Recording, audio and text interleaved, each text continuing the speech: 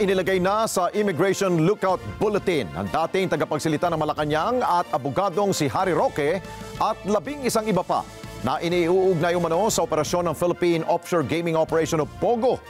Samantala, tinawag naman ng abogado na harassment ang nasabing hakbang at iginiit na hindi siya aalis kundi sasagutin niya ang mga alegasyon na pinupukol sa kanya. Report mula kay Moira Encina Cruz. Kinumpirma ng Department of Justice o DOJ na inilagay na sa Immigration Lookout Bulletin Order si dating presidential spokesperson Attorney Harry Roque. Ayon kay DOJ spokesperson Mico Clavano, nag-issue ang kagawaran ng ILBO laban kina Roque at 11 pang individual. Batay sa kautusan, ngayong August 6 na pirmado ni Justice Secretary Espino Mulya, ang mga nasabing individual ay incorporators at corporate officers ng Lucky South 99 at Whirlwind Corporation sa Porac, Pampanga na sinalakay ng mga otoridad dahil sa hinihinalang human trafficking. Niliwanag naman ni Clavano na ang layunin ng ILBO ay mabantayan ang paglabas at pagpasok sa bansa ng mga individual at hindi para pigilan ang pagbiyahe ng mga ito. In times like this, when there's an ongoing investigation at sa tingin po ng mga otoridad na may flight risk ho sila, we usually issue a lookout bulletin order for them.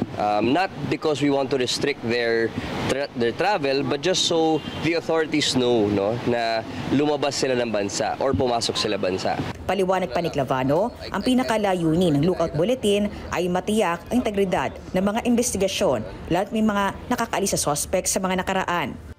Our information also states kasi na si Cassandra Leong ay lumabas na po daw ng bansa. Although at that time wala pa pong ILBO, that was one of the reasons which prodded us na maglabas na po ng ILBO dun sa ibang iniimbestigahan pa. Sa isang pahayag, tinawag na harassment ni Roque ang ILBO. Iginit din ni Roque na hindi siya aalis ng bansa at sasagutin ang lahat ng mga alegasyon laban sa kanya. Idinipensa naman ni Clavano ang lookout order laban kina Roque dahil kasama ang abogado sa mga iniimbestigahan sa illegal POGOs. 12 naman po yung nakalagay dun sa ILBO and sa tingin naman ho natin at the heat of it all, no, na dami na pong ahensya nag-investigate ito, PAOK, NBI, PNP, DOJ, pati na rin po ang Senado at ang Congress. It definitely is a point of interest. Samantala, inisabuli ni Mayor Alice Guo ang pagdinig ng DOJ sa reklamong human trafficking laban dito kaugnay sa operasyon ng illegal POGOs sa Babantarlac. Tanging ang mga abogado lang nito at kampo ng ibang respondents ang humarap.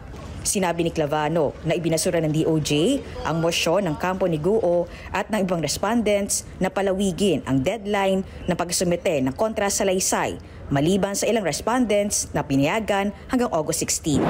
Yung iba po, si Mayor Alice Guo and 3 other Chinese incorporators were not able to file. And it was decided by the panel of prosecutors not to give them anymore another chance or another extension. Kaya as to them din po, submitted for resolution na din ang kaso na ito. Encina Cruz para sa Mata ng Agila, matatag, matapang. Maraming salamat sa inyo pong pagsubaybay sa Mata ng Agila Primetime. Para malaman ang matatag, matapang at matapat na mga balita, i-follow lamang at mag-subscribe sa @Net25 TV.